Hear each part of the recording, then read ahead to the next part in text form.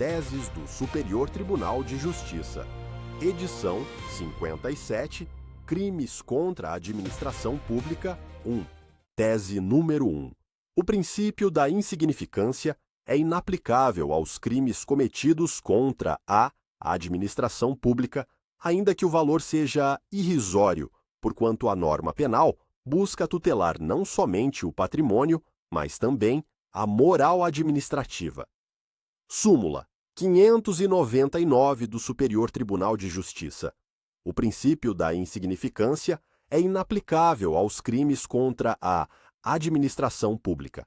Tese número 2. É possível o agravamento da pena base nos delitos praticados contra a administração pública, com fundamento no elevado prejuízo causado aos cofres públicos, a título de consequências do crime.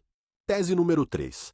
A regularidade contábil, atestada pelo Tribunal de Contas, não obsta à persecução criminal promovida pelo Ministério Público, ante o princípio da independência entre as instâncias administrativa e penal.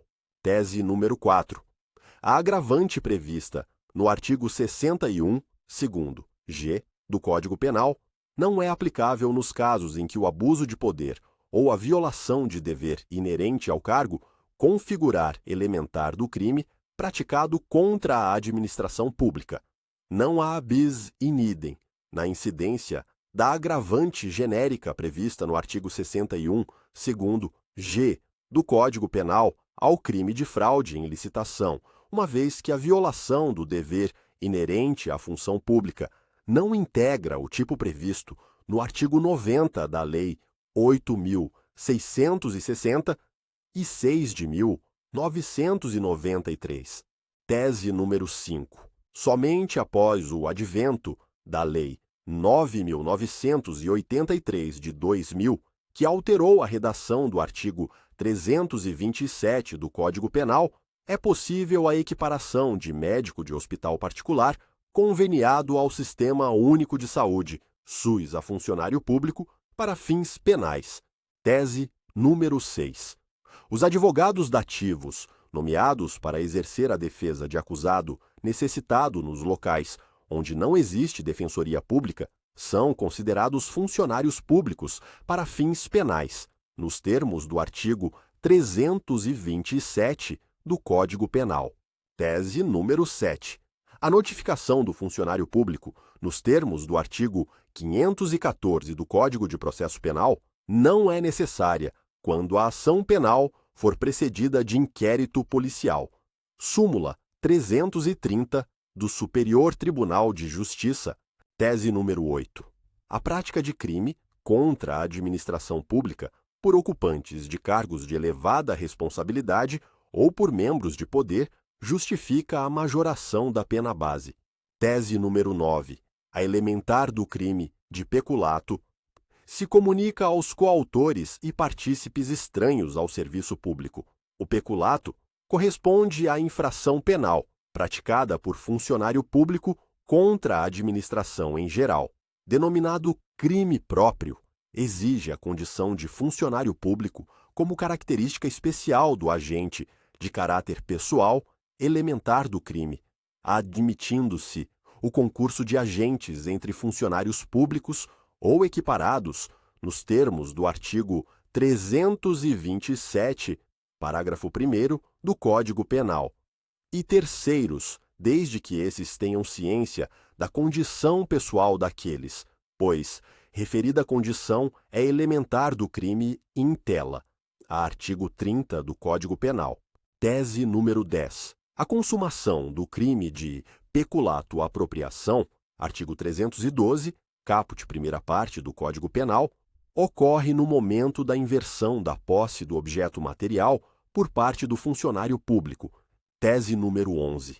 A consumação do crime de peculato-desvio, artigo 312, caput, segunda parte do Código Penal, ocorre no momento em que o funcionário efetivamente desvia o dinheiro, valor ou outro bem móvel em proveito próprio ou de terceiro, ainda que não obtenha a vantagem indevida.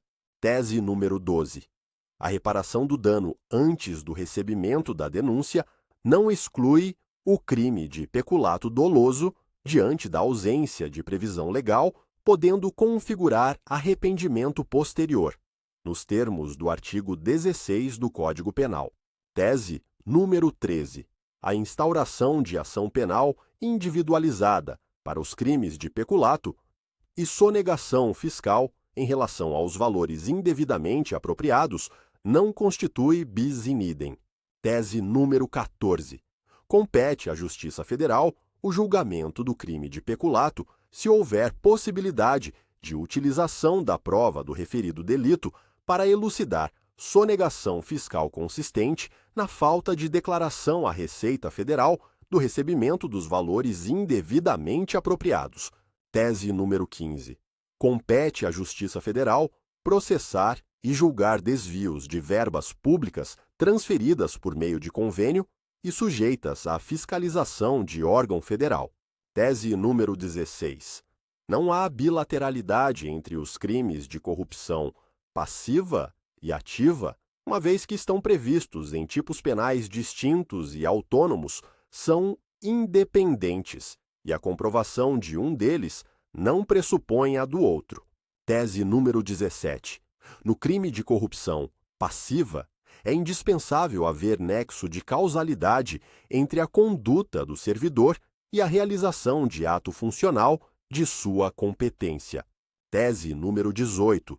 O crime de corrupção passiva praticado pelas condutas de aceitar promessa ou solicitar é formal e se consuma com a mera solicitação ou aceitação da vantagem indevida.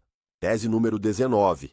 O crime de corrupção ativa é formal e instantâneo, consumando-se com a simples promessa ou oferta de vantagem indevida. Tese número 20.